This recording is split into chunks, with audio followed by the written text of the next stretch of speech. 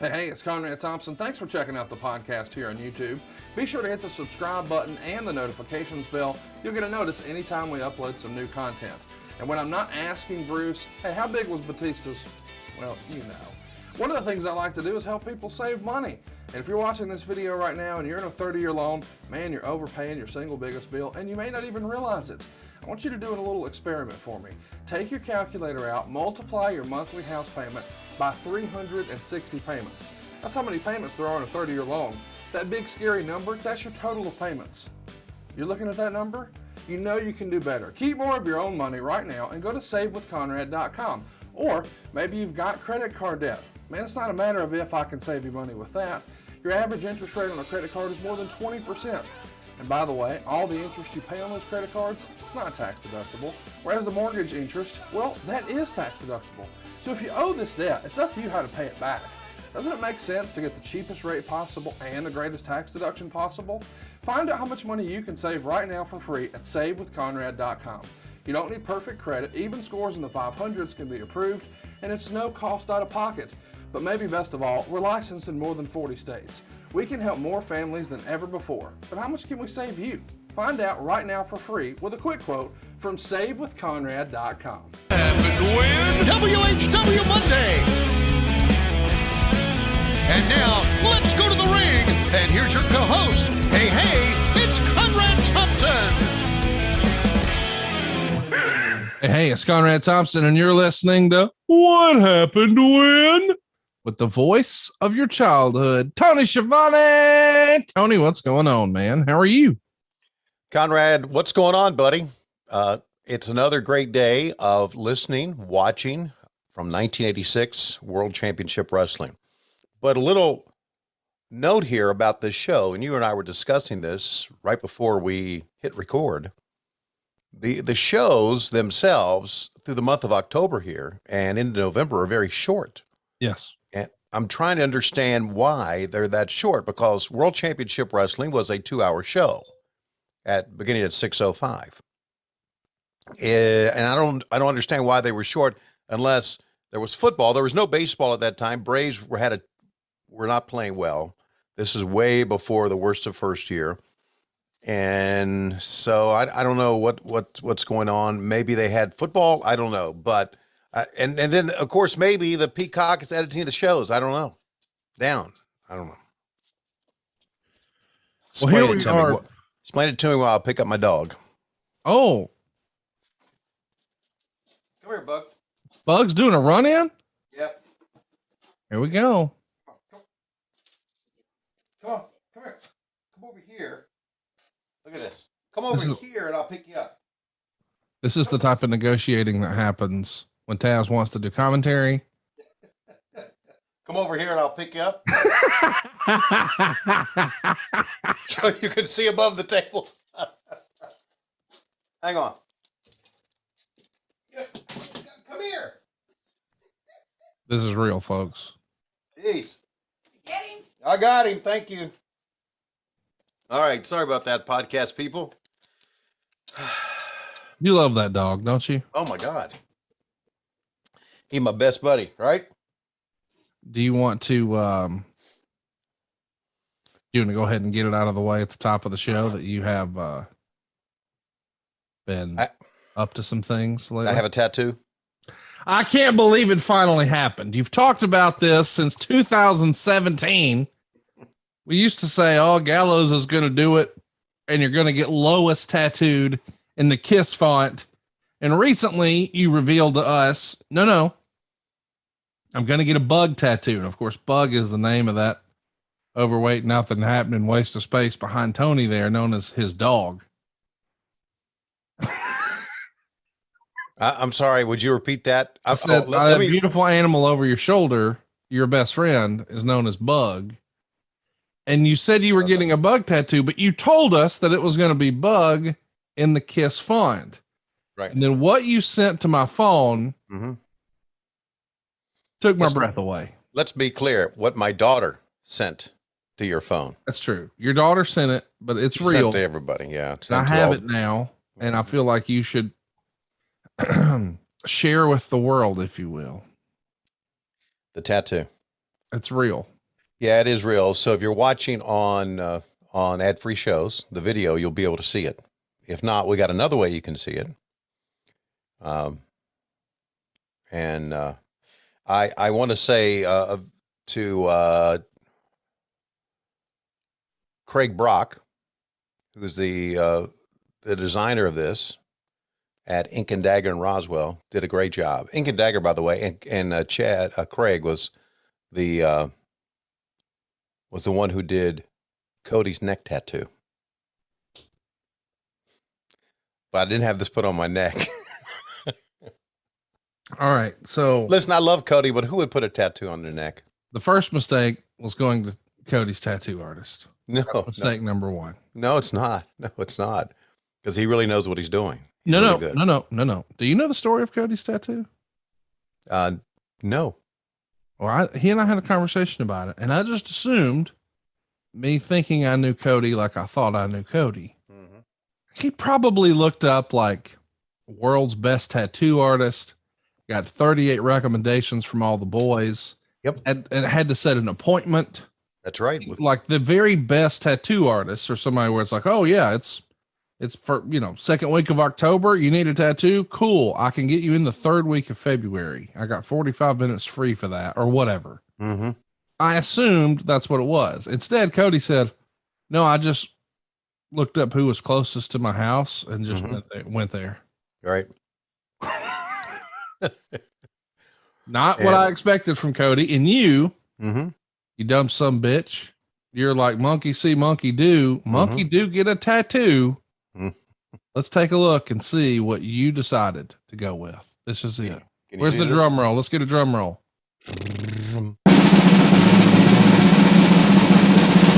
my God. What? I thought for sure it was just a henna thing and it would be off by now. That's real. That's ink in your skin. Yeah. I had to, I have to wash it every day. I had to put Aquaphor on it. I had to wrap it up for like 3 nights so it wouldn't bleed all over the bed. And there it is. Bug. B-U-G. He's with me forever. Lois said, don't get Bug. Don't get someone you love on a tattoo. She said, you know what the curse is? I said, I don't know what the curse is. She said, guys who like put their girlfriend tattoo eventually break up with their girlfriend like a week later. Well, if you'd have known that, you'd have tattooed Lois in about 87. 82. So there it is. Bugs forever. And there he is. As you can see, for those of you watching on ad-free shows, he always turns his back to me eventually. He does. That's what he does. And Lois says he's watching the doorways to see nobody attacks me, but that's not it. He's just the way he is. So there you go. Bug, you like his tattoo? Like, yeah, fuck it. And I did. I showed it to him and he like turned his head like, what the fuck? Talk to me about what we've just seen here. How did you arrive at this art? Is this something that you had sketched out or you just showed up and said, here's a picture of my dumb dog, put it on my arm? No, I sent a picture of the dog. Not my dumb dog. I sent a picture of my dog to Craig and he designed it. He's really, really talented guy. And it's really difficult to get in to see him. It really is. Unless you're a world famous podcaster. And it took about 3 hours. And most people, when they see you have a tattoo, one of the first questions is, did it hurt? And the answer is not really. It got sore near the end when he started coloring in the red and the highlights on the face and everything. It got sore, but it never really hurt. It feels like if you take a big pen or a ballpoint pen like this, and you just take it and rub it all hard up against your skin, like that's what it feels like. It doesn't really feel like it's penetrating. It just feels like it's pushing. So here's the good news is it's just the beginning. Wait, what? I'm getting more tattoos. Of fucking what? I'm going to get a Superman emblem right here on this side. I'm going to get probably like the bat signal here or a Batman thing here. Wait. You're going to get... Can I finish? A Captain America thing here. And then I thought about some Japanese letters for strength and honor and something on the forearms. Some Japanese letters. Not Chinese because of our wrestlers are from Japan, Japanese. And I can show them one of my favorite wrestlers, Riho. Hey, look. So, yeah, so there you go. So it's just the beginning. It took 3 hours to do this, 3 hours. And I would think that just the Batman emblem, the Superman emblem, the S in red with no background would be good for the arm. Do you have any tattoos? Are you still with me? Hello? Have we dropped? No, you wanted me to let you finish. So I'm finished. Go ahead. Okay. All right. Okay. Want watch wrestling? You just don't like to be interrupted, do you? I mean, you just no. I didn't know. It's your show, bud. So no, it's no. It's our show.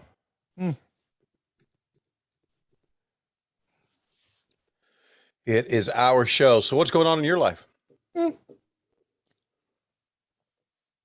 What? No tattoos or nothing. Why don't you get one? I'm not a fucking goof.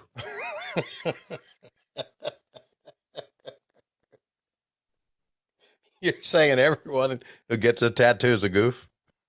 No, but I know when there are tattoo people and there aren't tattoo people, and you are not a tattoo person, and now you look fucking ridiculous. But it's not a surprise. I mean, everyone who's seen you on TV knows you don't own a fucking iron.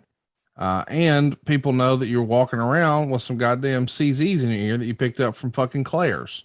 So the Tony Schiavone is ridiculous tour continues. And I could not believe that you were not going to get tattoos that could be covered with a short sleeve shirt. Now that you're telling me, no, I'm going to get Batman tattooed on my forearm like a fucking idiot who hopes to work in TV and occasionally will have to wear a short sleeve shirt on TV.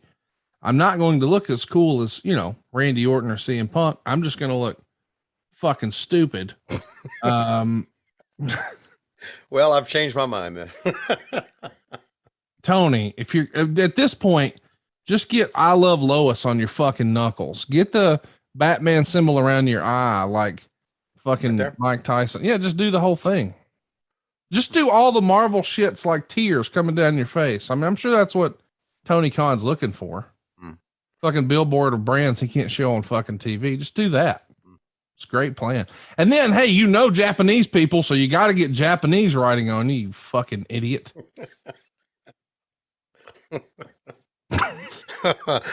Well, that escalated quickly. Don't you know anybody from Mexico? Y'all got any Mexican wrestlers?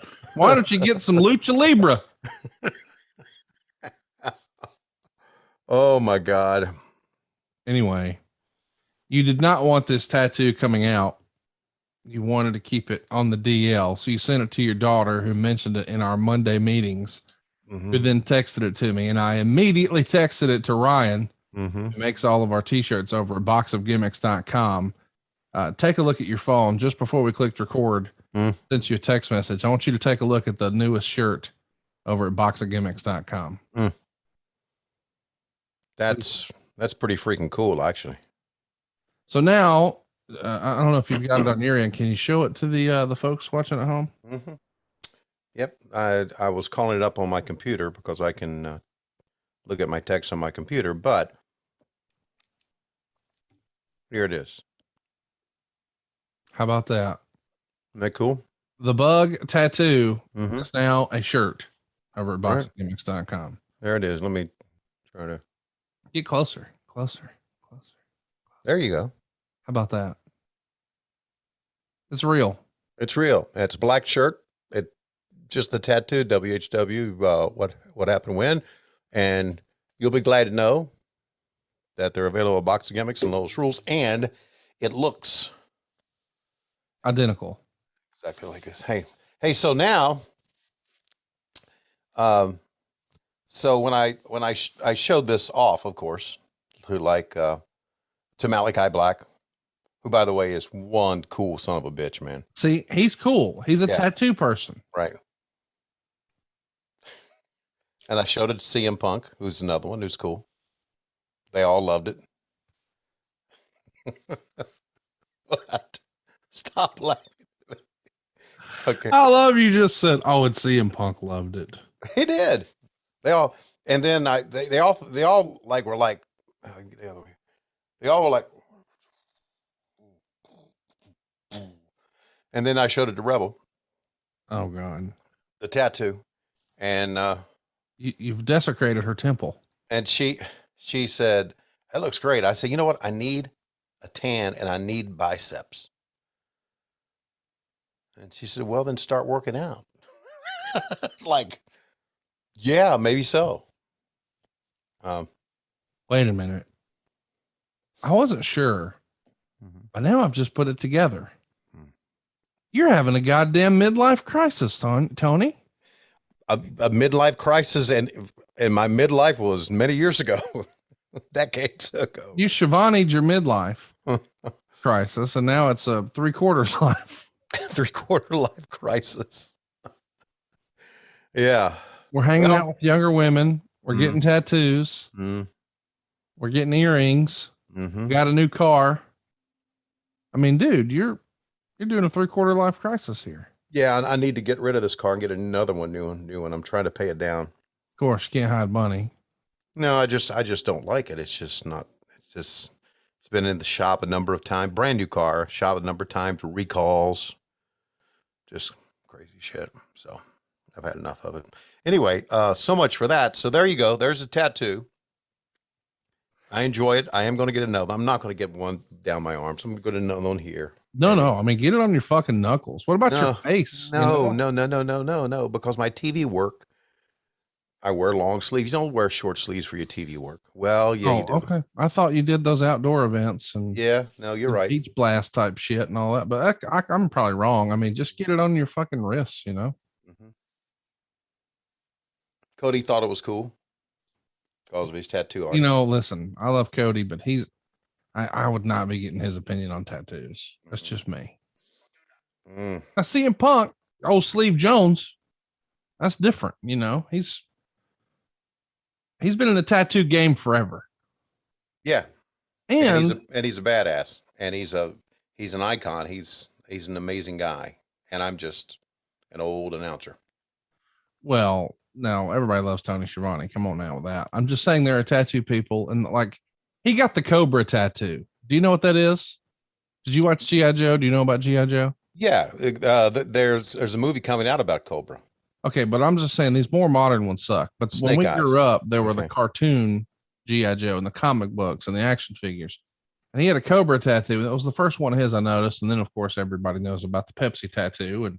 And those tattoos on him, it was like, man, those are fucking defining characteristics. That's cool. And then you're telling me, well, we got Japanese wrestlers in our locker room, so I'm going to get... I'm kidding. Meanwhile, your wife's downstairs just begging for some attention. I mean, you promised forever that you were getting a Lois tattoo in the Kiss font, and she got leapfrogged by the dog, who can't even leapfrog. Look here. Look at here, as they say. Who was they? They said, look at here. You never heard, look at here? Yeah, I have. Okay. Well, anyway, I do need to, speaking of CM Punk, because I miss so much in wrestling, and thanks to you, I'm getting caught up with the stuff now. I went back and watched what they consider one of CM Punk's best matches, Money in the Bank 2011. Did you watch it with the sound all the way up? Not all the way up. Go back and make sure you can hear it all the way up. Okay. That crowd, that commentary. I mean, just the crowd. Yeah, the crowd was amazing. Unbelievable. And I sent him a text because that match was filled with so much drama. Giving him the GTS, and then him Cena falling out of the ring, and the reaction on Punk's face, the reaction on Cena's face when he couldn't pin him, the reaction on Vince's face, him going through the crowd with the belt. For sheer drama, that is as good as it gets in wrestling. For sheer drama. And, of course, the crowd was a big part of that. And I sent him a text. I said, man, this is why you are who you are, buddy. Wow. And of course, that was at the Allstate Arena, of course. The old Rosemont Horizon, I guess. Yep. Yeah, good stuff, man. And anyway, so I'm not really into sitting down and watching old pay-per-views all the way through. But if there are great matches that I've heard about, I've read about, somebody's told me about on pay-per-views, like the Hardys and Edge and Christian, that ladder match I had in Cleveland, then I'll go back and watch it. And it's like you and I recently watched Cactus Jack and Triple H. Unbelievable. From Royal Rumble 2000, available now over at patreon.com/WHW Monday. Mm-hmm. What a match. What a match. And I talked to JR about this. Our very next show, I went to him. I said, I want to tell you something.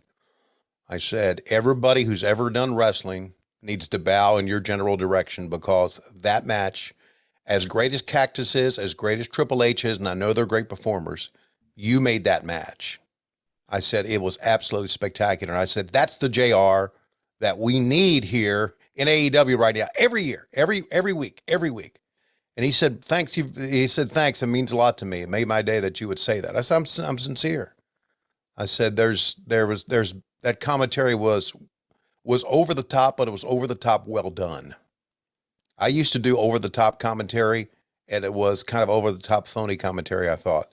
His was genuine. Yep. And so I told him that.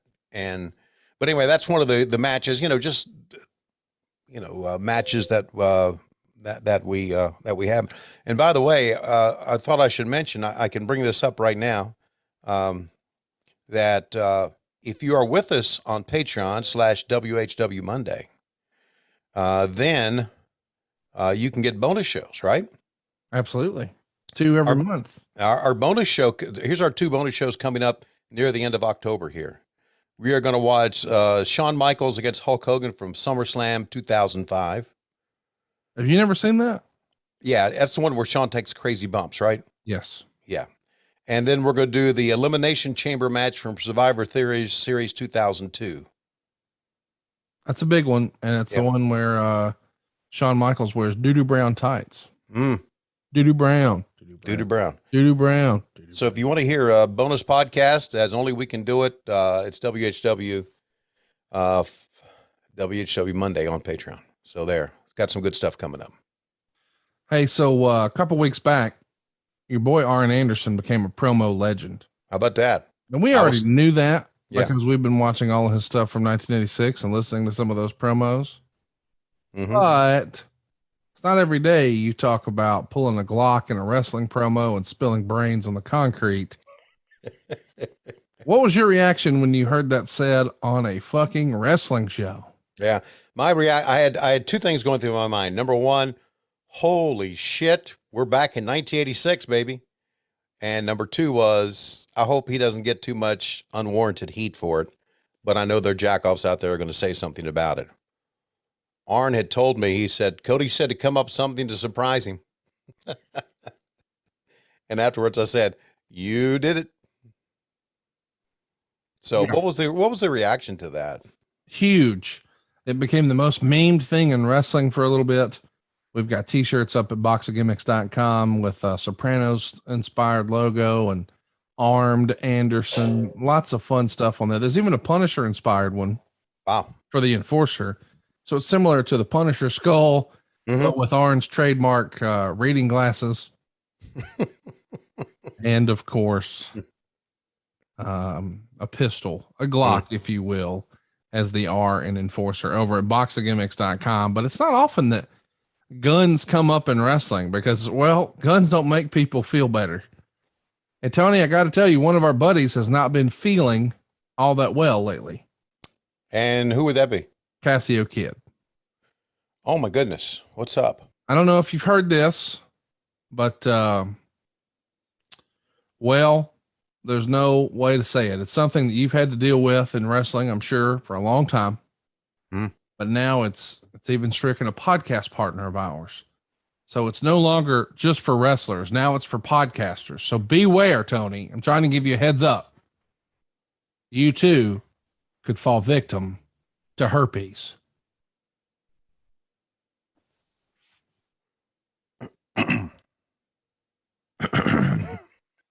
Yeah, you heard me right. Let me say it in a loud and clear voice. Cassio Kid has herpes. Cassio Kid has herpes. Cassio Kid has herpes. And we've got a new shirt over at boxofgimmick.com. Cassio has herpes available now. This is not a joke. This is real. If you happen to see Cassio at a live appearance, first of all, don't shake his hand or touch him in any way. But secondly, from a safe distance, and I know for COVID purposes, we need 6 feet. I'm going to recommend you put another 3 on it. So get about 9 feet away and yell, "Hey, Cassio, show me your Valtrex." Show me your Valtrex. Also a shirt available now at boxofgimmicks.com. Yeah, Cassio Kid now carrying Valtrex with him. Full-fledged herpes, Tony. Well, as you said, it's not a joke, but we've got a shirt available at Box. What the hell? What? He's eat up with it. Okay. All right. So Cassio Kid is eat up with herpes. So, go ahead and tweet him right now at the Cassio Kid. Are you eat up with herpes? Eat up with herpes, by the way, is a phrase I never thought we'd say here on the show, but like, eat up with is a Southern phrase. So you're welcome, America. Go ahead and tweet at the Cassio Kid. Are you eat up with the herpes? Well, the first question that always comes to mind when you hear something like this is public forum. How did you get it? Thank you. Okay. We all want to know. And the answer is?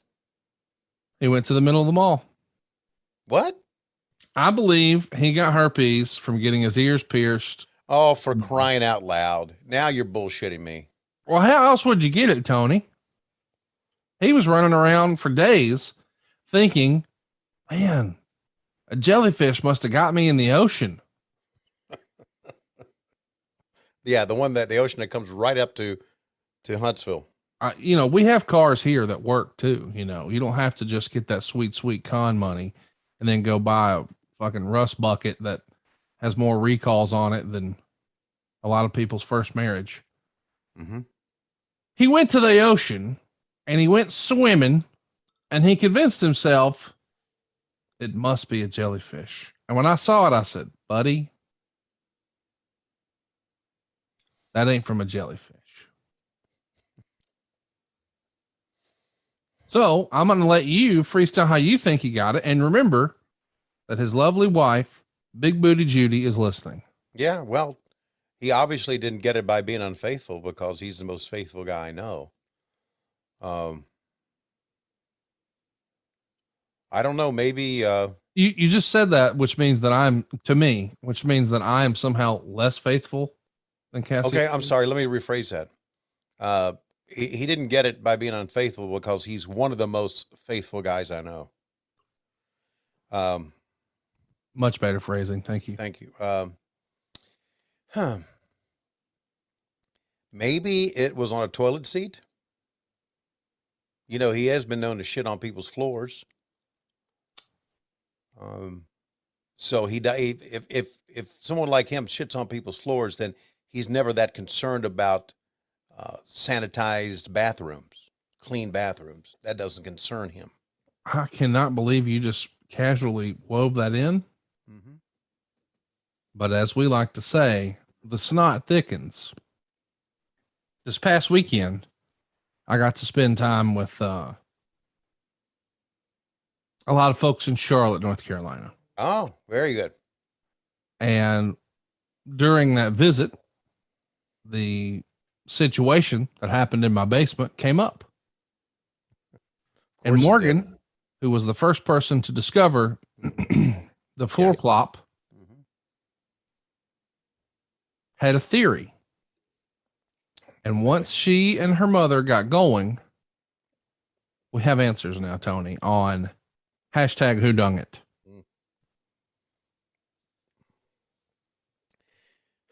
Well, based on what you've said about Casio and herpes, hashtag whodunit has kind of like been pushed down the bottom here a little bit. But we're going to bubble it back to the top. It's like a nugget that just won't flush. Mm-hmm.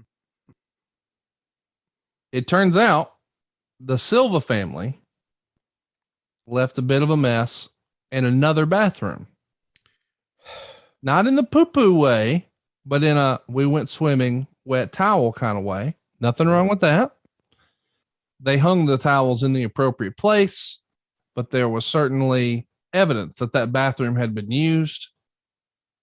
And it was revealed the Silva family didn't even know that bathroom existed where the said floor plop was left. Okay. So that takes them out. So now we're down to 2. Well, Casio Kid has since admitted that he was so, shall we say, slumped, drunk, that he doesn't even remember leaving my house that day, which is why there was a cauliflower pizza box left behind outside and clothes strewn about, because he just realized it's time to go. And there was no self-awareness of, hey, I should take my things and clean up after myself or what have you. But then Morgan left the big reveal that I think is our evidence. She says the toilet seat was up. Now, here's why that matters. For that entire week, Morgan had been in that room. Okay. And so that was her bathroom. Morgan would never have a reason for that toilet seat to be up. Can we agree? We can agree on that. And now it comes out that he was so slizzard, he doesn't even remember being there. I know for a fact that's the room where he used to keep his swim trunks. And in fact, I believe still does keep a pair there. And I believe, as we've all been known to do at least once, well, most of us, if you overindulge in the alcohol, perhaps you might have an issue. And some of it need to come back up. The new theory is that Casio Kid had overindulged in the quote unquote free booze, which is not actually free. I had paid for it. Well, it's free to people who come to your house. Correct. Toilet seat comes up. We go to make a deposit, a reversal of fortune, I believe is what they say whenever they do the hot dog eating contest.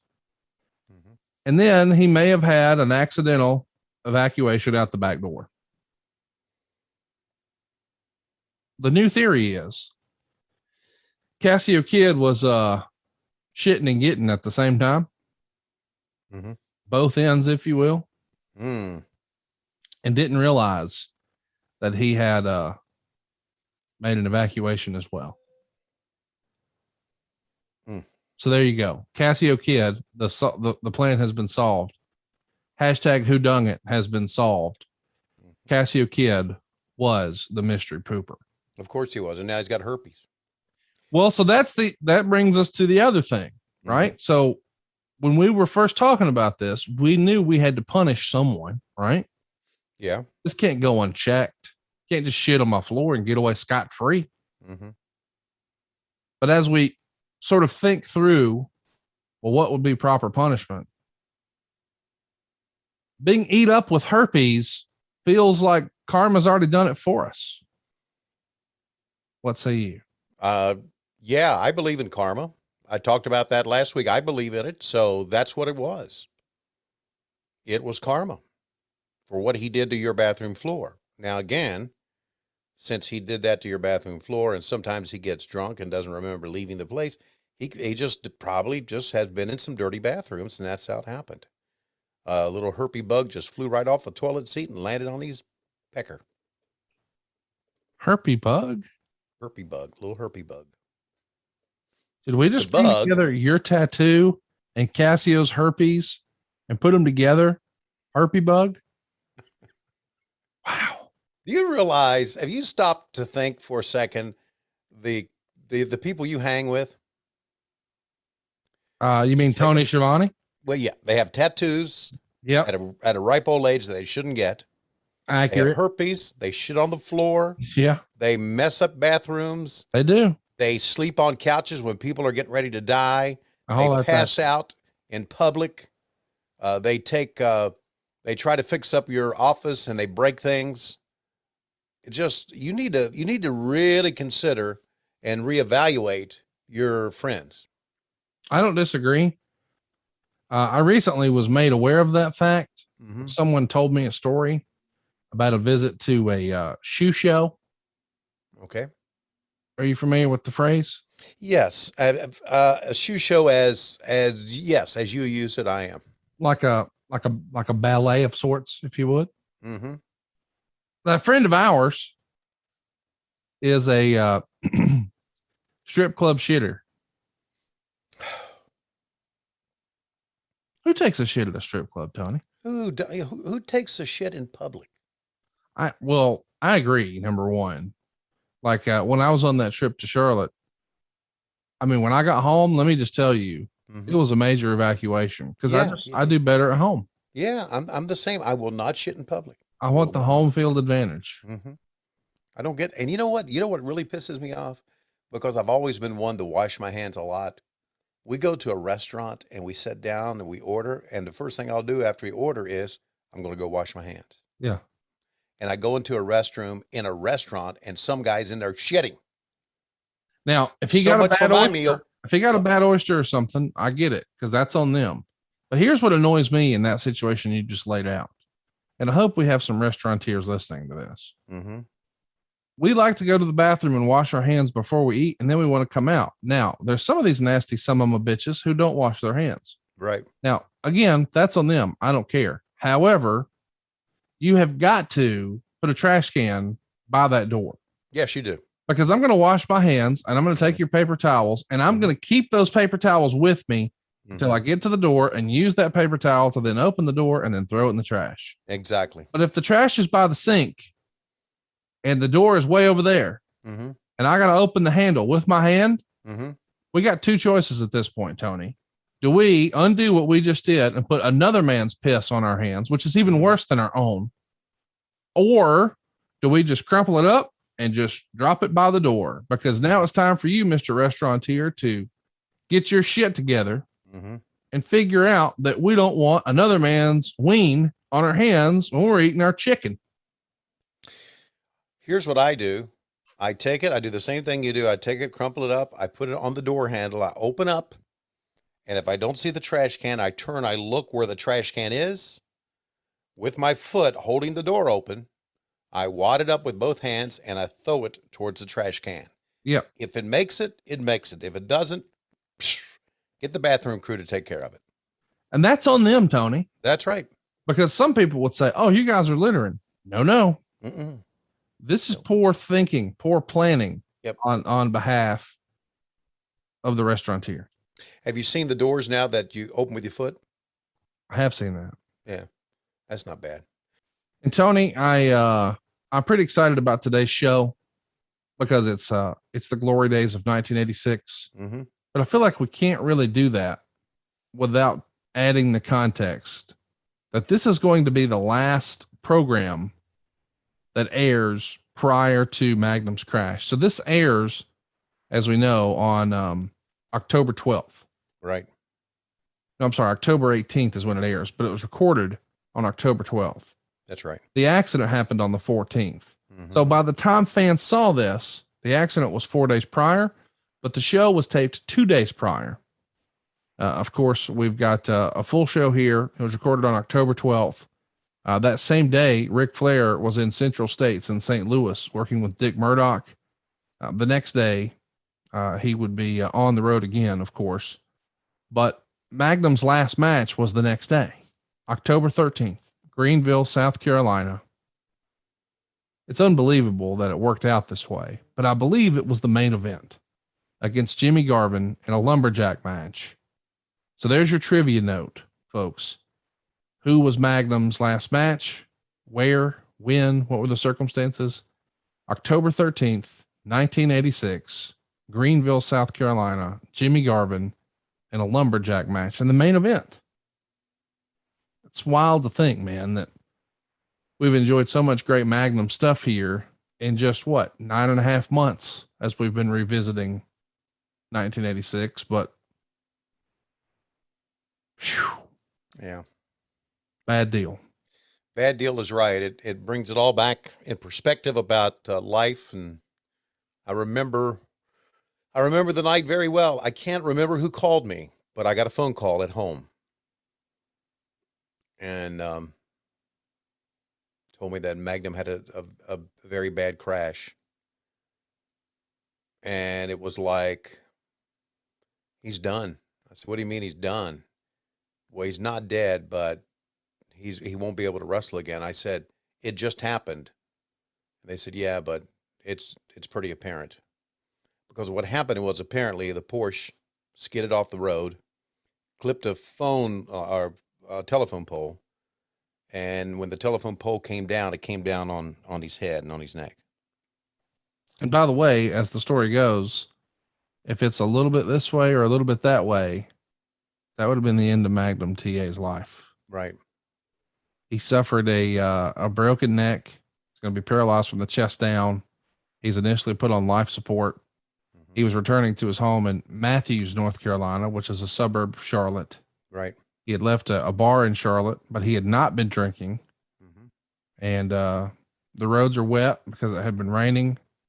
And allegedly he was driving above the speed limit, but as the story goes, not crazy. Right. But enough that light sports car mm-hmm.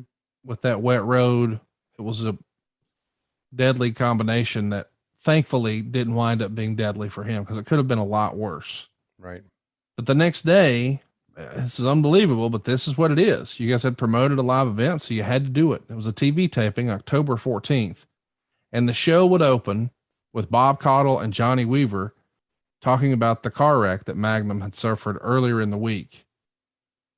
I can't imagine what everyone must have been thinking, because thank goodness for optimists in the world, but the eternal optimists in this era probably thought, as you said, well, he'll be okay. I mean, it just happened. We don't know.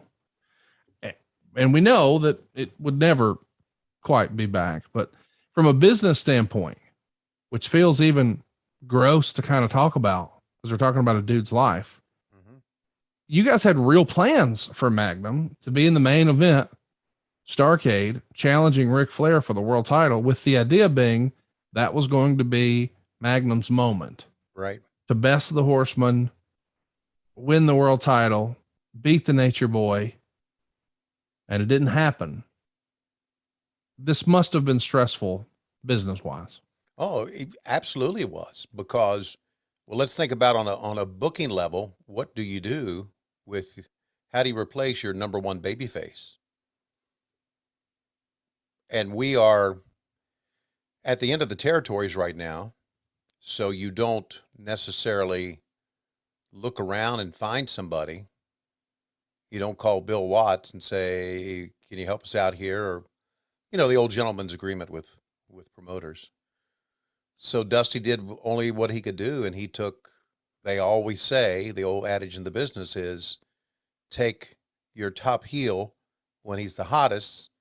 That's when you turn him babyface. Right. And that's what they did with Nikita. So from a business standpoint, it was very difficult. We painted a very, very glossy picture on it. I don't know what Johnny, and I can't remember what Johnny Bob Caudle had to say, but not on this episode, but on the episode that airs finally after the accident. David and I were very optimistic, and we didn't go into it. Very unlike what we would do today. Today we would talk about it. We would talk about what's going on with his family and everything, but we just kind of glossed over it. It was a product of us kayfabing.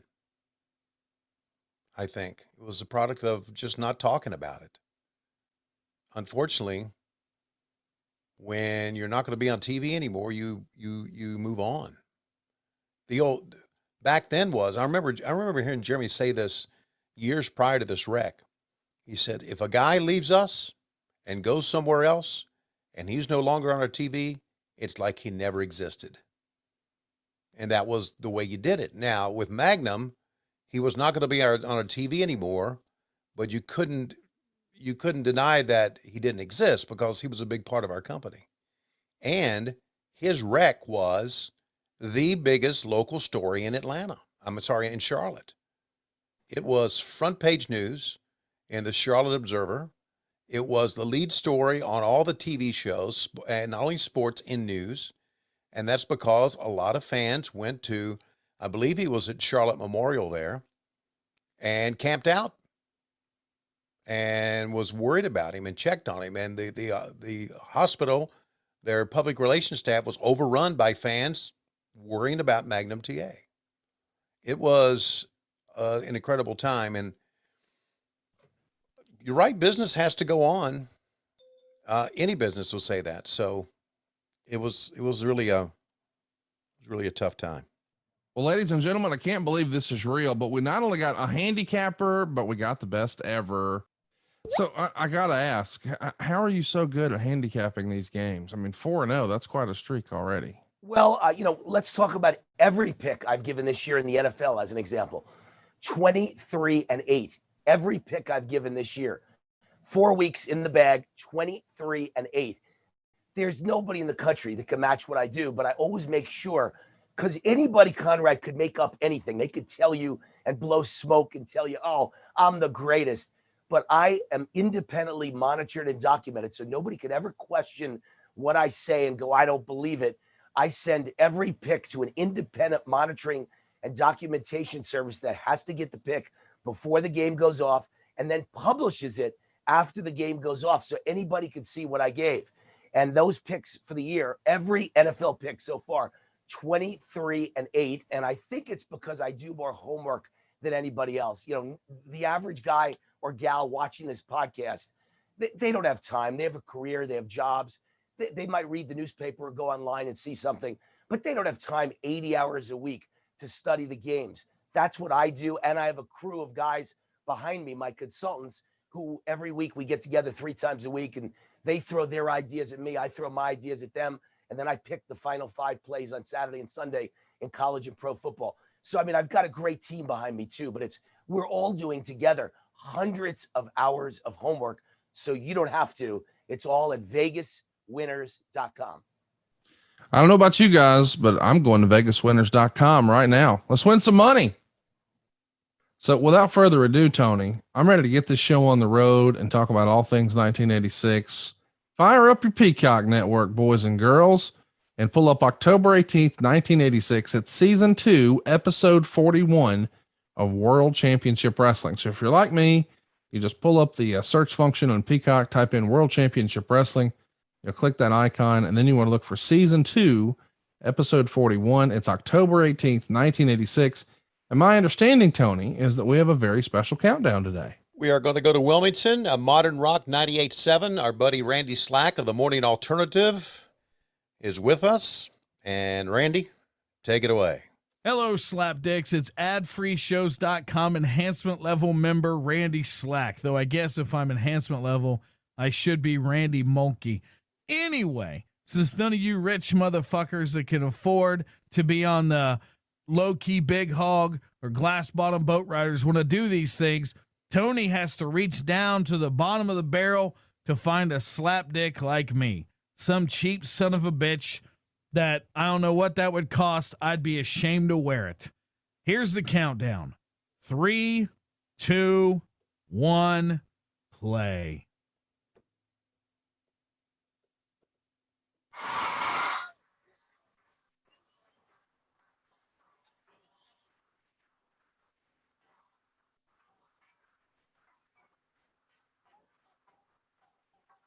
Dusty being surrounded here by the Horsemen.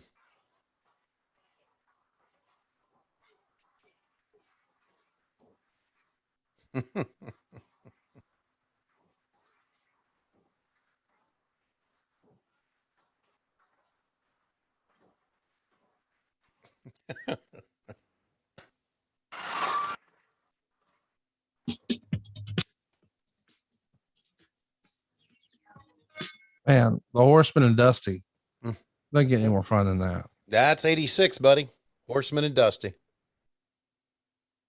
Or Flair and Dusty, or Tully and Dusty, Arn and Dusty, Ole and Dusty, individually. Somebody in Dusty. Somebody. Let's take a listen to the open here. Have we got something for you? Starrcade 86, Tony, and the first match has been signed. You gotta listen what it is. Starrcade 86 and our Starrcade 86 kickoff begins here today. David, you can hear the fans, everybody excited because for years now it's been the measuring stick of events in professional wrestling, and it's right on top of us coming up very soon. That's right. So Granddaddy M.O. So stay tuned and find out what the first match already signed. It is fantastic. Really, you can't believe it. All the top stars are here today. Let's bring in one of them right now. Magnum T.A. looking to regain the U.S. heavyweight title as well as looking to get gorgeous Jimmy Garvin man-on-man in the ring. Well, you know, I think at this time of year, everyone gears themselves for the greatest wrestling event of the year, and that will be Starrcade 86. And as you said, I do have some unfinished business on Jimmy Garvin, but that's something that I can deal with on my own time. The main concern of mine is one Russian walking around here calling himself the United States heavyweight champion and the most supreme athlete in the world coming from the USSR. Well, I want to make it clear to each and every one of you out there, and I want Jim Crockett Jr. to understand, everyone to understand that my main priority is in any way, shape, or form to get Nikita Koloff inside that ring, whether it be for the U.S. heavyweight title, whether it be for America against Russia, no matter what it takes. I'm tired of thinking about it, and I want to deal with the situation my way. Starrcade would be just the place to settle that issue. Okay, Magnum T.A., an exciting hour for you here today. Let's start it off by going to the ring. Man. Yeah, man is right. I want to talk about business here a little bit. Okay. I know the thought process, the word has been that it was going to be Magnum and Rick at Starrcade 86, but that's not what they're setting up here, Conrad. They're setting up a rematch for the U.S. title at Starrcade. And if that is the case, my question is, was it going to be Dusty and Flair again?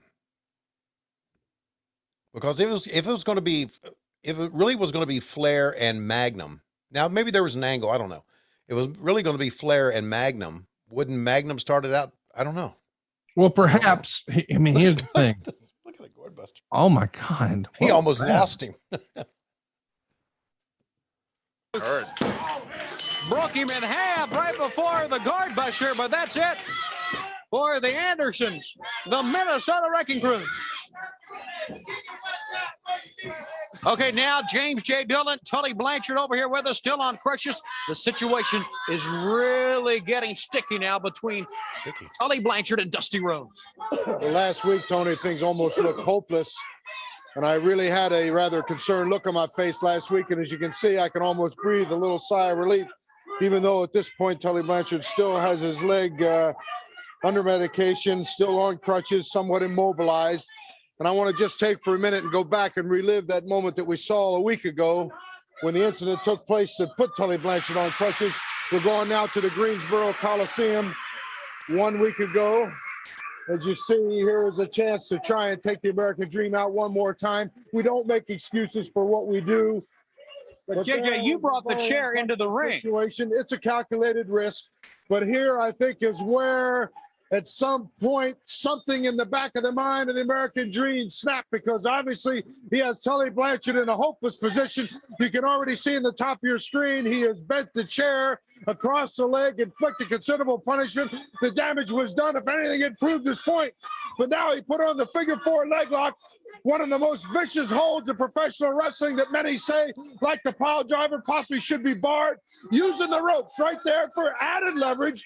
One of the officials of the NWA that came in tried to bring him around to his senses. He took and shoved him like a piece of garbage. Another official came down there, an NWA official with his patch, as you can clearly see on his shirt. There should have been no question who he was, trying to bring the dream to his senses. Took him, flung him out of the ring. One of our referees could have been seriously injured.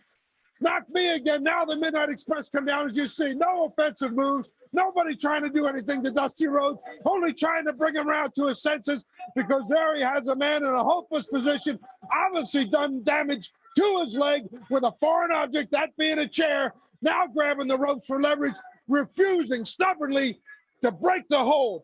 The man has snapped. The man has lost his senses. He has gone over the line for the last time, and now he's fighting everybody. 2 referees again. Right there, he should have been suspended. That's right, and using the leverage, same type of leverage that Ric Flair used to win the World Heavyweight title. I hope Bob Geigel is watching this, and if Jimmy Crockett, his good friend, is watching it, he should be as repulsed as I am, because the American Dream has lost all sense of what is right and wrong. He's got the hold, and he refuses to break it. This is a sickening thing to watch. And 1 week ago, top rope. Grabbing the top rope, just like Ric Flair. Putting that added leverage on. Tully Blanchard, no way that he can possibly defend himself at this point. Here, I don't know what the referees can do other than threaten to suspend him forever. Well, we see now pleadings from both referees as Magnum is in to help things out. And JJ, you're trying your best for them to pull Tully out of the ring. But watch now what happens. I thought it was over at this moment. And then Dusty Rhodes, and again, Magnum T.A. Magnum T.A. has become a part of this thing, because when he first came down, I thought was trying to bring his friend around the senses. Now he snapped too. He's going crazy. Again, another one of our NWA officials hits the floor. Second NWA official hits the floor. Should have been a $100,000 fine right here. He should have been suspended, so he couldn't even be a part of Starrcade. Here we go again. Jump one time. Here he goes again. No excuse for this whatsoever. Right down on that leg that you see right there. Well, as I said 1 week ago, it was a hopeless situation. I didn't know what was going to happen. I said that I was going to make every effort to get Tully Blanchard in the ring tonight in Charlotte, but it's obvious from looking at him that that's not going to be possible. He stood out here, Dusty Rhodes, last week and gloated. What am I going to do now? Well, the seesaw has teetered back a little bit now. And Dusty Rhodes, I kind of feel with the situation that you're in right now, things have been evened out a little bit, because this thing works both ways. But now we've come to a stalemate, and the question is, what's going to happen in Charlotte tonight? The contract is signed. Ric Flair's in Japan. Arn Anderson, another important match. There's nobody left but me. I'll take the risk. I'll be in the ring, in the cage tonight. But remember, Dusty, you've got to be there too. And if you lose a fall, or Magnum loses a fall, forget Starrcade. It's history for you, 86. When will it end between Tully Blanchard and Dusty Rhodes? Fans, we're coming right back. Man, to show, knowing the context of what's coming, Mm-hmm. some big shit, dude. Yeah. Did you notice how he took the chair and hit the right leg with it? Yes. And then it was the left leg they bandaged up after they jumped on the left leg. I just thought it was, my God, we got the Grim Reaper here. No, it's not the Grim Reaper podcast, JJ Dillon. It's a character named the Grim Reaper, a guy dressed in all black, and he's got a mask on. Well, that's what I meant. Yeah, I was just trying to be funny. Yeah. So Ronnie Garvin's going to stretch his ass here as the Mid-Atlantic champion, and he's ultimately going to be the very last Mid-Atlantic champion. Mm-hmm. But we were talking before we sort of played the audio there of the finish. Magnum, I believe, was going to be the world heavyweight champion. I mean, even when Rick went to visit him, and Megan even remembers this as a kid, Mm-hmm. they've got him in the old iron lung, Mm-hmm. and Rick laid the big gold belt Right. across it and said, I was supposed to drop this to you. Mm-hmm. And he was obviously emotional. Anyone who knows Rick knows that is the case. Yeah. But perhaps if it wasn't going to happen in 86, it was going to happen in 87 instead of this guy, Ronnie Yeah. Garvin. That's what I'm thinking. But here's my thing, though. We know that Dusty's going to wind up in a first blood match with Tully Blanchard here. Uh-huh. Starrcade 86. And let's Right. listen to you and David here. Break it down. He's building for Starrcade, David. That's right. You know, you look at JJ. JJ's lost complete control. He put himself inside that cage, and Dusty's in there. So Dusty, you know, he said he's going to get everybody, so he might get JJ. That's right. Okay. We're ready. Let's go back to the ring.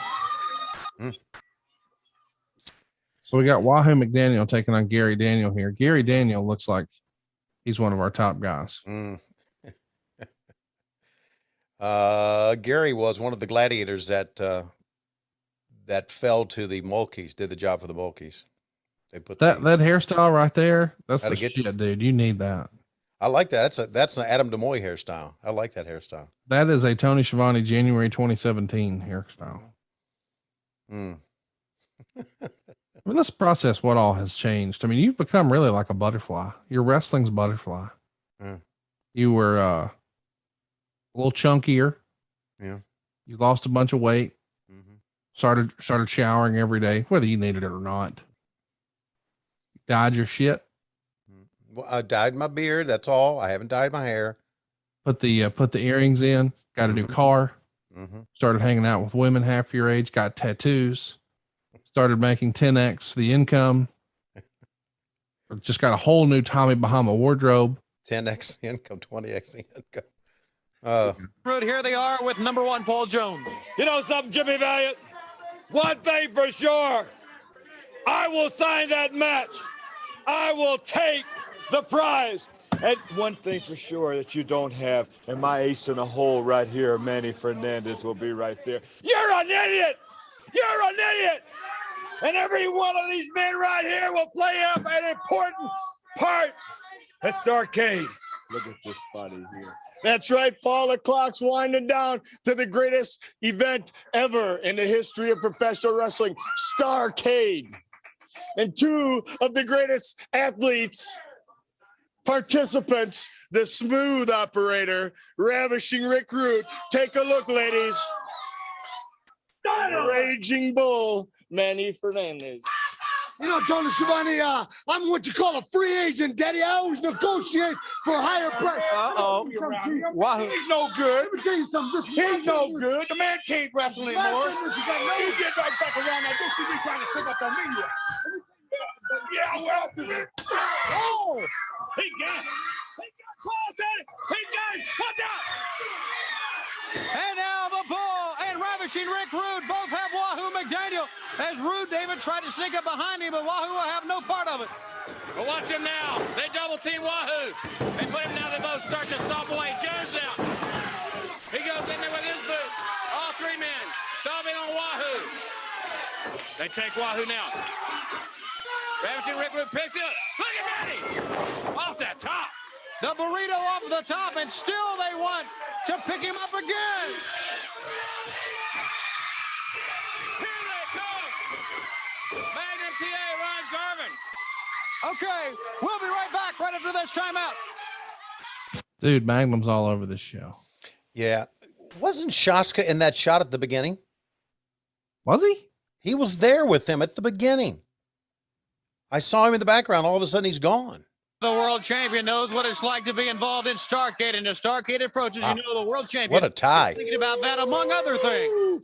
What Ric Flair knows is that it is a feeling unique unto myself to be able to walk out here and tell everybody beyond a shadow of a doubt that I'm not only Slick Rick, I'm not only Space Mountain, I'm not only custom made from head to toe, I'm not only everything you want to be, I'm also the world champion. Woo! Something you'll never be. And next week, when I fly my jet into Pittsburgh, PA, I expect 20,000 people to welcome the opportunity to take a look at a real world champion and the greatest wrestler today, which means Dusty Rhodes. In Pittsburgh, you go down. Now, I'm also taking my jet to Omaha, Nebraska. And Omaha, let me tell you how it's going to be. Magnum T.A.'s going to walk in from one side of that building, and I'm going to style in from the other. And Magnum T.A., because I am the world champion, I'm going to beat you up so bad that you never challenge Ric Flair again. Starrcade 86. I don't care who it is. If it's Garvin, Dusty Rhodes, Magnum T.A., Jimmy Garvin, Nikita Koloff, I don't care who it is. You know, when the smoke clears, and number 1 walks that aisle. Whoever it is better be the best wrestler he's ever been in his entire life because he's got to wrestle Ric Flair. And ladies and gentlemen, like it or not, I just happen to be all there is right now. Woo! The world champion Ric Flair. Let's go back to the ring. What'd you think? Well, another good Ric Flair interview. So what do you think about who he's going to, I don't know who he's going to face at Starrcade. Well, we know who it's not going to be. Well, I know that. Koloff is in the ring now. Go ahead. I'm wondering, do they even know who he's going to face at Starrcade at this time? That's my question. When he kind of went down the list, maybe they haven't decided yet. I don't know. Maybe he'll beat Nikita, right? The plan was to beat Nikita, become the U.S. champion, and now I'm the number one contender. I deserve a title shot. Maybe that was going to be it. I don't know. Or maybe they get the better of him. I mean, I thought if it was all going to happen the way it was originally, and I don't know.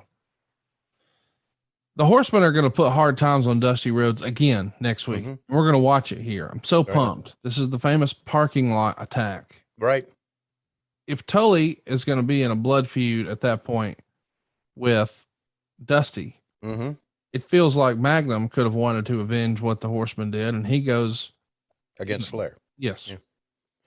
Yeah. You took what was important to me, Dusty Rhodes. I'm going to take what's important to you, the world title. Let's listen. Since then, one of the premier sporting events in the world today, Starrcade. Starrcade 83 was quite an event, and now up on top of it, Starrcade 86, Thanksgiving night. Everybody looking forward to our biggest event. Mr. Jim Crockett, president of Jim Crockett Promotions, is with us once again. And Jimmy, I know you're planning another big event. That's right, Tony. We have a great Thanksgiving night coming up. The two cities where all the matches will originate from have been selected, and it's Greensboro and Atlanta. A lot of great live matches there, which will be closed circuit into major cities all across the United States. We've got one match already signed, and we also have a signed contract from the NWA World Champion Ric Flair. He will defend his title. His opponent hadn't been selected. But let's take a look at how this our first match came about. Okay, let's take a look at that videotape right now that he's talking about.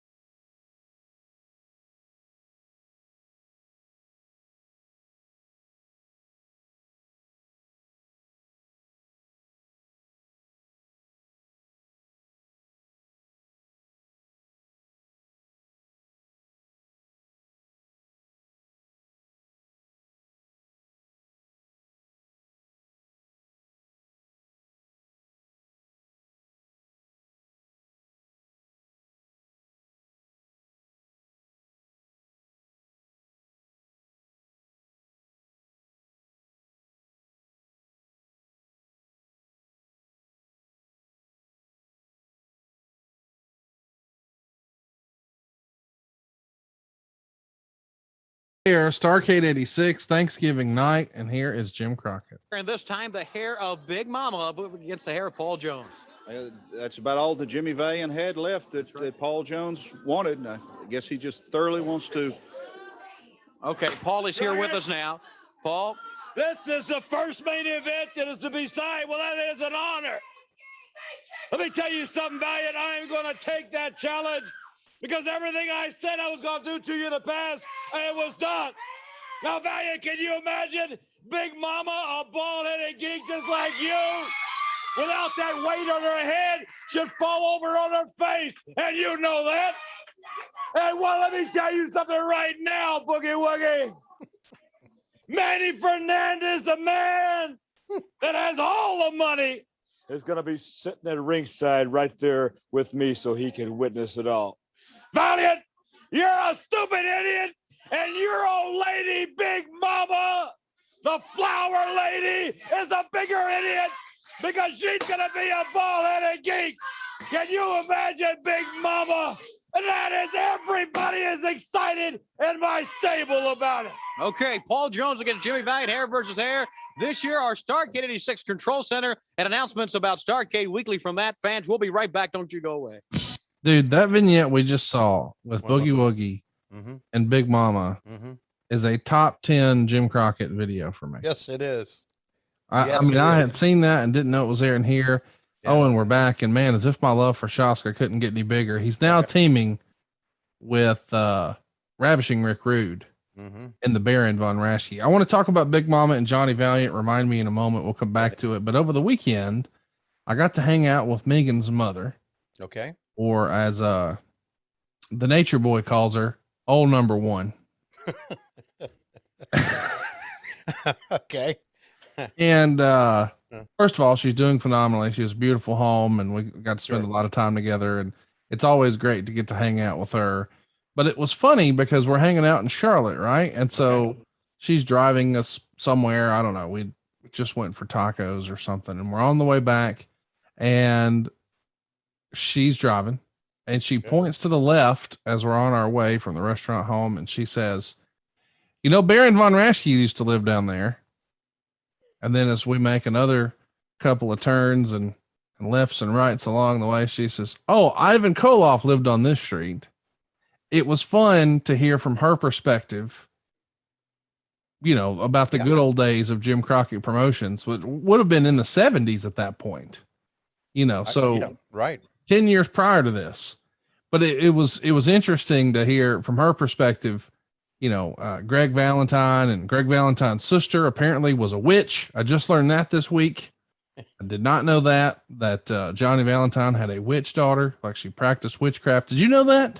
I've never heard that story before. And I got to have lunch with David Crockett one day and asked him about it. And he said, "Oh yeah." So apparently it's out there that Johnny Valentine had a witch. Either way, I had a great time in the old Crockett territory, if you will. That's true. Catching up with the former Mrs. Flair and the current Mr. Crockett. So great times were had. But man, that Johnny Valiant video I had seen, I'm going to guess about 8 years ago for the first time. Yeah. Because I was not watching wrestling in 86, and I didn't really have near the appreciation in 2013 that I do now for Boogie Woogie. Yeah. But that promo was good. Of course, it didn't originally air like that. As you've probably guessed, that wasn't the music that was with it. So the mix was off and you couldn't really quite make out what he was saying at the first of the video, but you get the gist. Sure. But I love the story. I love his look, that jacket held together by like leather string up top, but it's got the Harley on the front, but it's a denim jacket. And then he reaches in his boot where his jeans have been cut now, pulls out the harmonica. Here comes a damn station wagon. And then out comes Big Mama with perhaps the best / worst. I guess we'll call it the worst, best overacting of all time in professional wrestling. Right. But my question to you, after everything we saw in that video, and boy, it was great. Why did they call her Big Mama? I can't figure it out. Well, you just need to probably watch the video a couple more times. Also, let me tell you something about, it's odd that we were talking about tattoos today. Yeah. Okay. Jimmy Valiant had tattooed on his fingers, right above the knuckles, right between the knuckles, right? On the left hand, Big, and on the right hand, Mama. And he showed it to me. And if you go back and watch it, he clearly was talking with his right hand, and right across, Jimmy Valiant had put Mama. And on the first one, I put Big. So it's odd that and of all the tattoos that I've seen that I've that's the tattoo I remember more than any, because he gave me both fists when he said, look at this, brother. Big Mama. I said, oh my God. Good for you, Jimmy. But we're seeing a pretty good 6-man tag. Did they just steal the win here? It looks like it. Let's take a listen. Yeah. Oh, the Baron. He gets that claw. He threatened to put that claw on Paul Rhodes. He's turning babyface. Oh, yes. Come on. Boy, what is going to happen here? They're calming him down. I think Rick Rude He's calming. Yeah, Rick has calmed him down. And the Baron was really irate, buddy. Oh, he's coming back. Back at now he's got the claw. Put it on Jones. Has it in tight. Squeezing tighter and tighter.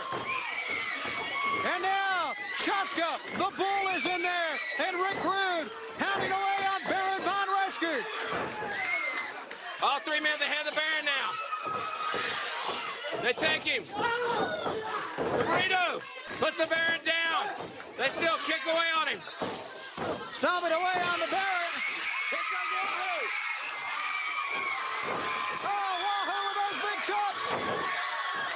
He takes all three men on. They have him in that corner. Look at him.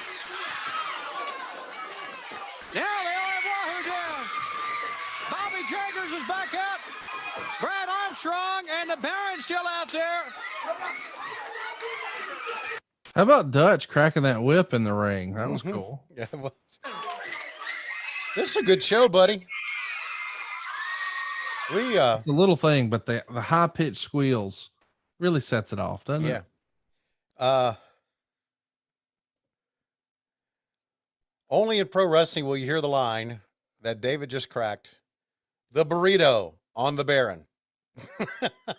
and how about the Baron Von Raschke? Uh-huh. The gimmick, just his mannerisms, everything, his facials. He's a baby face. Oh, speaking of baby faces. Champions, the Rock and Roll Express. A lot happening here today. Look at those Rob, belts. Really good to see you back. How you feeling? Well, thank you, Tony. I feel a lot better. You know, as soon as the doctor gives me release, I'll come back out and defend these titles once again. I want to say one thing. Thank all the fans out there for all the letters and support they've been giving the Rock and Roll Express. I say one thing, Anderson, Ole and Arn, all y'all a lot, baby, for what y'all did to my ribs, try to put me out of commission, because y'all know deep down inside y'all can't beat both of us. We're at 110%. What you try to do, Tony, you try to put me out. Well, guys, I'm back better than ever, Jake. That's right, Tony. No, it looks like the army is falling apart. Just like the Four Horsemen are going to start doing. You see, Tully Blanchard, it all started with you because you messed around with Dusty Rhodes. He just gave you a little bit of your old medicine. And then for the Andersons, they talk about how tough and how bad they are and what they're going to do to the Rock and Roll Express. Well, you see, there's nothing that we can do to keep you from jumping on us. But there's a whole lot we can do, brother, to get you off. Brother, here just about ready, and we're ready because we are the world's champions. Woo! And we're coming right back. I guess we're going to have an interview at the end of the show. I don't think we're going to have a match. It was supposed to be a match. We only got a minute left in the show. Well, we do. All right, we have the Midnight Express with Jim Cornette. Well, and they've already started the match. Good suplex. Boy, they began right before we started back here on World Championship Johnny, Wrestling. well to see you again, old chap. It's Sherlock Cornette again. And I was trying to find those Road Wars. I've been getting clues. And finally, I figured out that they were put out of wrestling by my Midnight Express. And Big Bubba, hey, Bubba, go get him, baby. I got something. Where's he going? Where's he going? The baddest man in professional wrestling. He's going to take care of some business right here today and show Dusty Rhodes that if he's the first one to get him, that Dusty Rhodes is out of the wrestling business. And as for the Road Wars, that's exactly where they are right now. He's on the top rope. That's right. Look at him. Woo! Oh, Dr. Bubba Watson, assistant to Sherlock Cornette, and we're going to solve all the mysteries in wrestling. How about that for a hot finish? You want to talk about a poorly timed show? Gee. Hey, David Crockett's excitement is unbelievable. It's off the hinge. And we started this show, and David had the biggest smile on his face, and it was authentic. I'm glad you had lunch with him.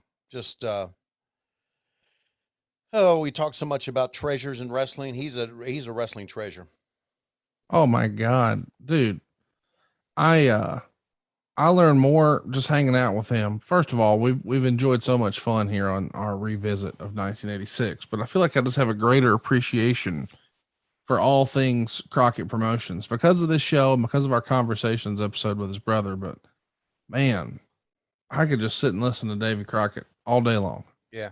He's a wonderful person. And, he meant a lot to my family. The whole family did. I think about this all the time, and I think about it more now that we're revisiting 86, but what they meant to me. And, they didn't have to bring me in, and they did. And all of a sudden, here I was in 1982, a baseball announcer for their company. Francis ran the baseball team. That's 82. And 3 years later, I'm on national TV on TBS. And it's because of them. It's unbelievable, isn't it? Yeah. Yeah, it is. It really is.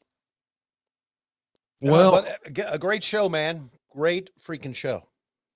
It's kind of hard to believe how much that's happening so quickly too. I mean, Rick Rude just came in. Mm-hmm.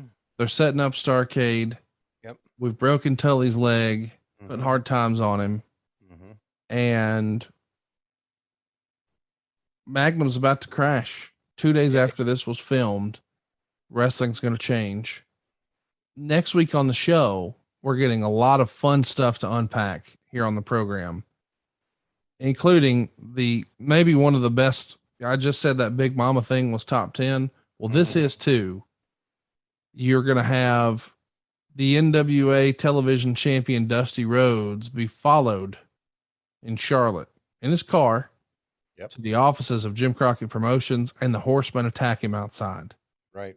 Then we get an update on how Magnum T.A. is doing, and we start to build towards the unbelievable Road Warriors match at Starrcade. There's so much going on here, Tony.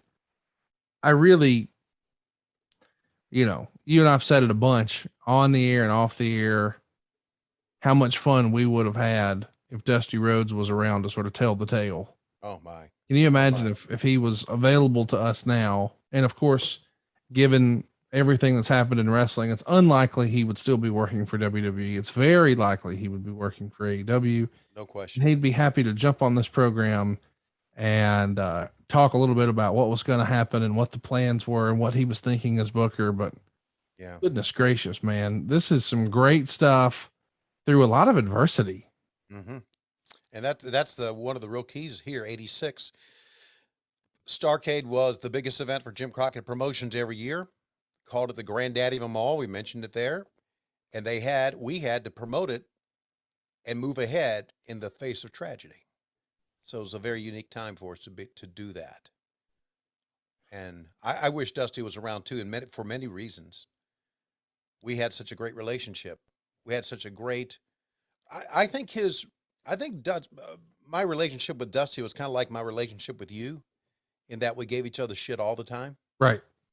And he always said, you're the only person that can call me a motherfucker and get away with it.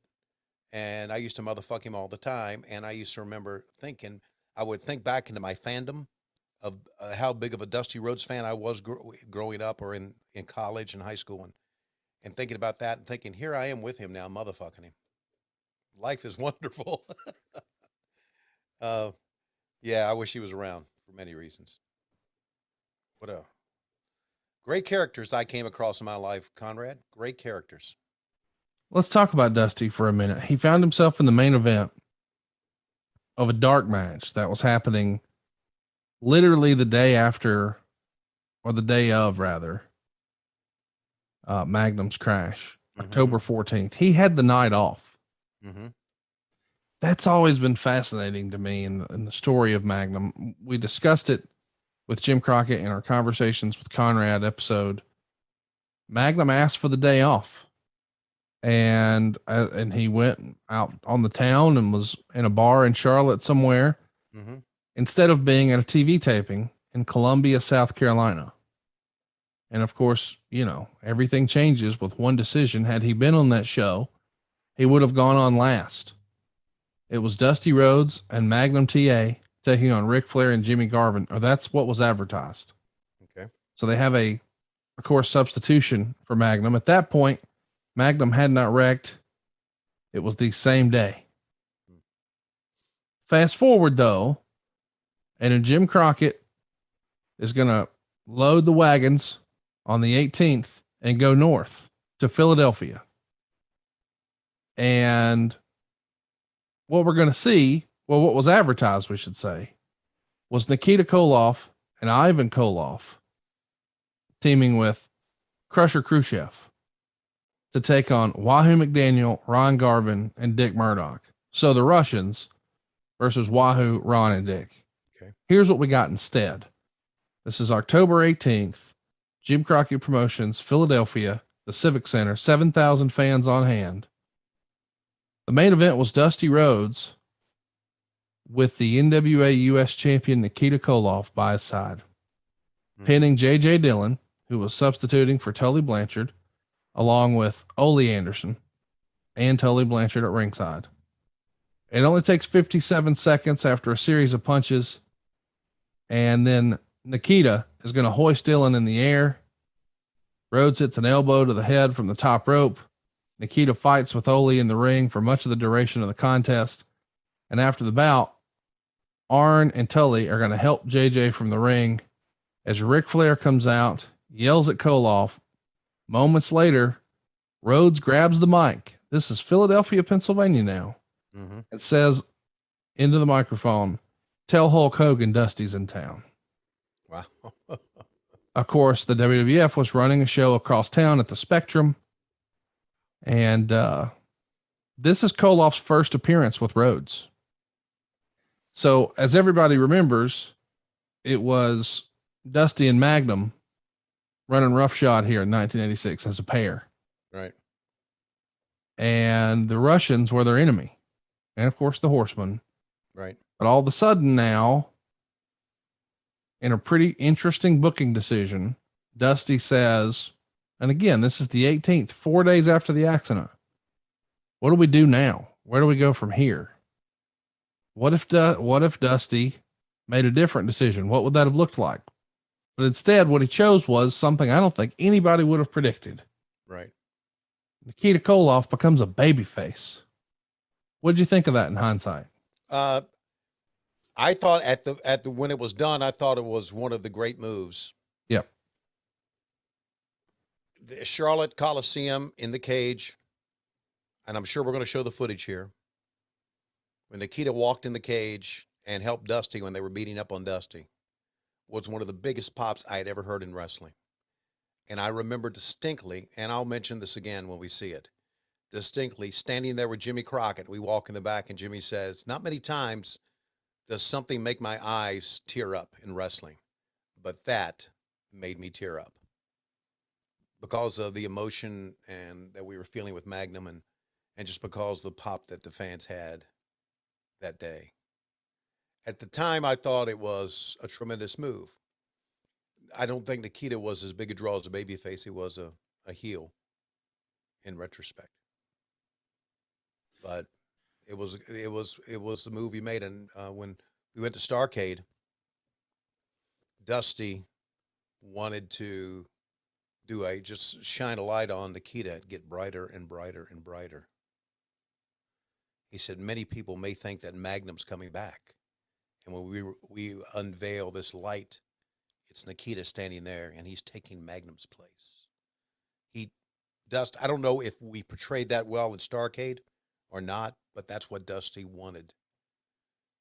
And it was a great move at the time. Again, I said earlier that the best time to turn a heel babyface is when he's red hot, and Nikita was a pretty hot heel, winning the best of 7.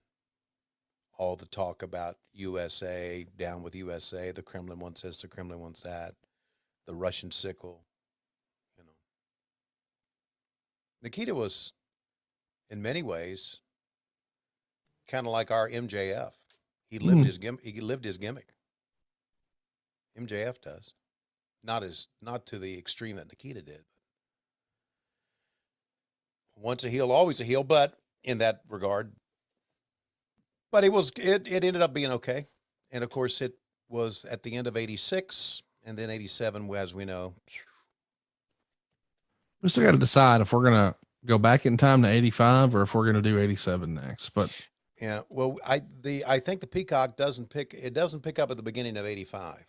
I went back and looked at season 1. It starts later because we started in April of 85. So we can pick up 85. I love 85 for many reasons, but I'm just not so sure that we'll get the whole season. maybe we'll keep going with 87 and we'll put 85 on WHW Patreon. What do you think about that? That sounds like a pretty good idea. I love this year. I'm not so sure I love 87 as much. No, nobody loves 87 as much. It starts to hit the skids a little bit in 87, but I think that's important to document. You know, there's a lot of great stuff that happened there. Right. Even when people talk about how terrible 89 was, man, you start with the trilogy of Flair and Steamboat. Mm-hmm. And you know, the Steiners start to become a thing, and Sting continues to grow, and you get Muda in there, and and we finished the year with Flair and Funk, so it's not all bad in 89. For me, it was wonderful because I was in WWE. Listen to you. Okay, let's mention next week. All right, we're going to see not only the parking lot attack, but we're also going to hear in a pre-tape segment Dusty try to explain this Nikita thing. He's going to discuss how they got together, and he's going to say he didn't have to explain his actions to anyone, but that it was a hard week, and Nikita called him and they talked for hours, and he didn't believe everything Nikita said. Nikita probably didn't believe everything he said, but they found common ground, and Koloff is given a chance to explain himself. And it's an interesting moment. You know, what's that old cliche? Necessity is the mother of invention. Mm-hmm. So I don't think that anybody would have predicted that this is how it was going to happen, but it did. And a lot of people remember it so fondly. But we're going to be talking about all things Magnum T.A, Nikita, Dusty, the Horseman, so much on deck next week. But Tony, before I say it's about that time, I need to issue a formal apology. Whoa. Apparently we've hurt some feelings along the way here on WHW. Okay. I'm very sorry for that. Because you and I know that we're just trying to entertain you here. Yeah. Things we say on this show are in jest. Yeah. And I would even go so far as to say that some of these things are, shall we say, theater of the mind. Yeah. Not everything that's said on this show is factual. We're just trying to entertain you. Right. For instance, The Undertaker's not dead, and every stand-up comedy routine you've seen isn't exactly word for word the way it happened in real life. They're just adding to it for humor purposes. Okay. Apparently, we have hurt the feelings of one young Dave Silva. Does this have to do with the CPAP machine? I want to apologize first for wrongly accusing Dave Silva Jr., Heather Silva, brother and sister, for being our mystery floor plopper. We now know, and we can close the case, that it was in fact Cassio Kid, if that is his real name. Cassio has herpes shirts are available now at boxgimmicks.com. I also want to apologize because last week, apparently people took it very seriously. Maybe it was 2 weeks ago, whatever. People are upset about Silva sucks his own fart. Because you're exactly right. The CPAP story, where he didn't realize that if you have air sucking through the machine behind you and you poof, it's going to come out right in front of the machine. And next thing you know, choking down your own brand. I said that happened to Dave Silva. I made it up. It was humor. Thought it would be funny to say Silva sucks farts. He did not think it was that funny. So moving forward, I'm going to throw something out there. Get your feedback on it. I'm going to suggest we just don't talk about Dave Silva on the program again. Agreed. That way, there will be no hurt feelings. He can make our graphics fly below the radar, and we will not drag him into our hijinks. He is an innocent man. The only thing he's done wrong is loving us. And, well, What about if he wrecks your car again? Are we now that was real. That happened. Yeah, but we're gonna bring his name up. Here's the thing. You know that it's one of those fool me once, fool me twice gimmicks. Yeah, I got you. Never driving my car again. I got you. Any of them. Good plan. By the way, did I tell you that I sold 2 of my cars? No. Yeah, buddy. Now's the time. Now's the time to sell your car? Dude, used cars are at an all-time high. I sold 2 cars for more than I paid for. Wow. So yeah. So 2 of those cars are, I'm down 2. But yeah, there will be no opportunity for Silva to wreck my car. So I think from now on, we should just spare some feelings, pay some stupid tax, learn our lesson, and we'll keep young Dave Silva's name out of our mouth here on the program. Sounds good to me. So good plan.